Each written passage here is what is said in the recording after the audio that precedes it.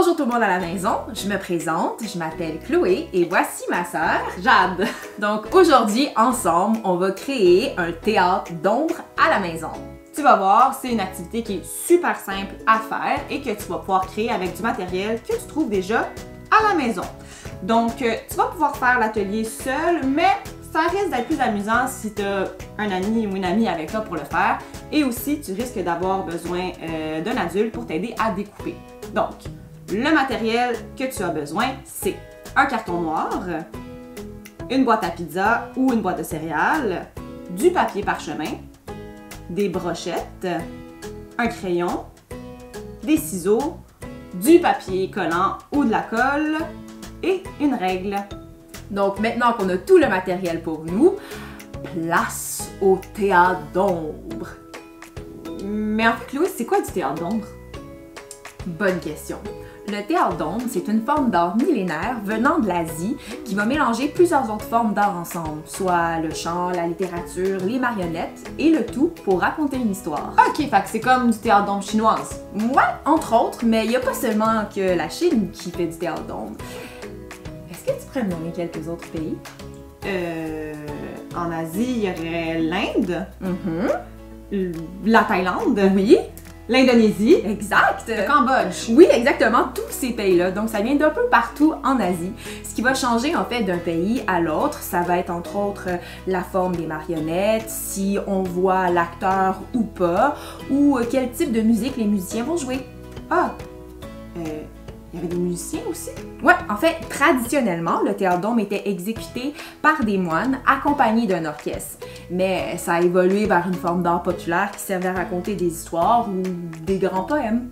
Wow, ok, mais là, Chloé, nous, on n'a pas d'orchestre, là. Ouais, ben on n'en a pas besoin nécessairement. Le théâtre d'ombre, justement, beaucoup changé, puis aujourd'hui, c'est devenu une forme qui est super éclatée, qui peut être autant que tu peux utiliser ton corps, des marionnettes, des objets, ou même encore avec ou sans castelet. Ok, mais là, tu dis plein de choses, mais comment ça fonctionne au juste du théâtre d'ombre? C'est super simple. Donc, ce qu'il faut premièrement, tu dois avoir une source de lumière qui projette derrière une surface blanche, souvent délimitée par un castelet. Et entre la surface et la source de lumière, tu fais bouger les objets, les marionnettes ou tes mains de sorte à créer des ombres pour raconter une histoire. Ok, je comprends. Mais là, tu dis le mot castelet, mais c'est quoi au juste un castelet? Mais en fait, le castelet, c'est comme la scène des marionnettes. Donc pour les acteurs, la scène, c'est sur les planches, mais pour les marionnettes, ça va être cette espèce de forme-là qui va délimiter en fait l'aire de jeu des marionnettes. Ok, comme ça, dans le fond, ça c'est un castelet. Exactement. Ah, ok, c'est super simple. Mais là, on est-tu obligé d'avoir un castelet pour faire du théâtre d'ombre? Non, on n'est plus obligé aujourd'hui d'utiliser un castelet. Mais aujourd'hui, par contre, c'est ce qu'on va fabriquer. Ok, bon, ben c'est super. Fait que, ben là, pourquoi on n'a pas commencé déjà? Ben, commençons alors. Yeah! Donc, on va commencer par le castelet, soit la scène pour accueillir nos marionnettes. Pour la construction du castelet, tu as besoin de la boîte de pizza, du papier collant, des ciseaux, le papier parchemin, les crayons et une règle. On commence par ouvrir la boîte et choisir une surface pour dessiner un gros rectangle. C'est important de laisser une bordure pour pouvoir coller la surface blanche, soit l'écran.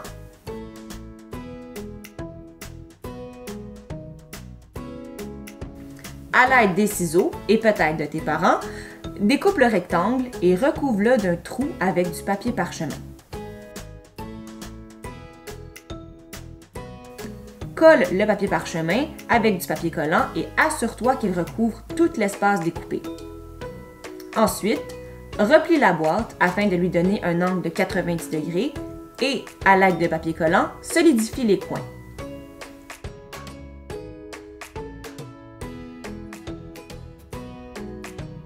Et voilà, ta scène est montée. Maintenant que la scène est montée, il faut lui donner vie. Choisis un lieu où ton histoire se déroulera. Nous, on a décidé de faire un château. Pour créer ton décor, trace le contour de ton lieu sur le carton noir et fais apparaître le décor qui te tente pour faire vivre ton histoire.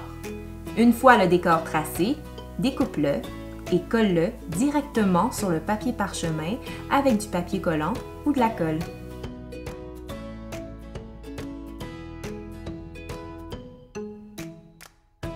Maintenant que tu as un décor, pour donner de la vie à ton histoire, il te faut un personnage principal. Sois créatif et dessine-toi des personnages que tu veux voir jouer ensemble.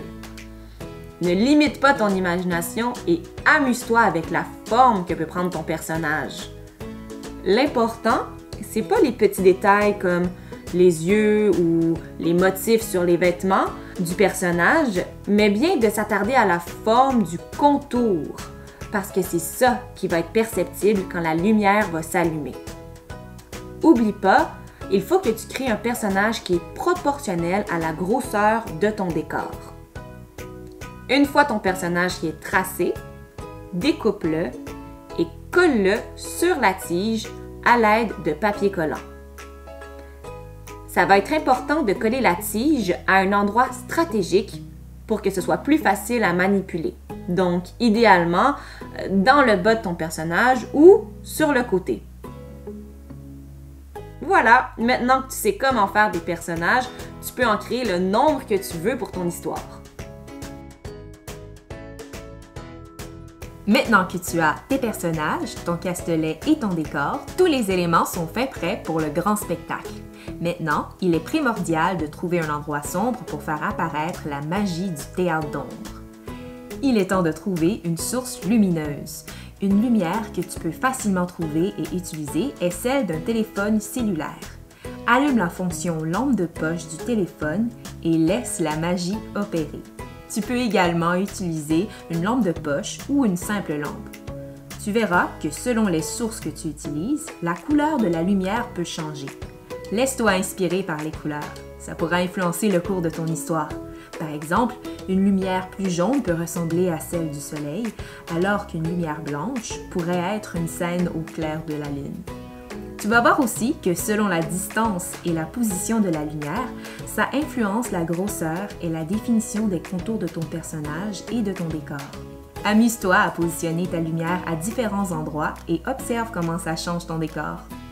Alors, une fois que tu as rassemblé tous les éléments pour créer ton théâtre dôme, soit le castelet, Les personnages le décor, et une source lumineuse, il ne reste plus qu'à plonger dans ton histoire. alors invite un public à s'asseoir, ferme les lumières, cache-toi derrière le comptoir et place au théâtre. Il y a fort longtemps, dans un royaume très éloigné, vivait une monstrueuse reine. C'était la reine aux petits pois.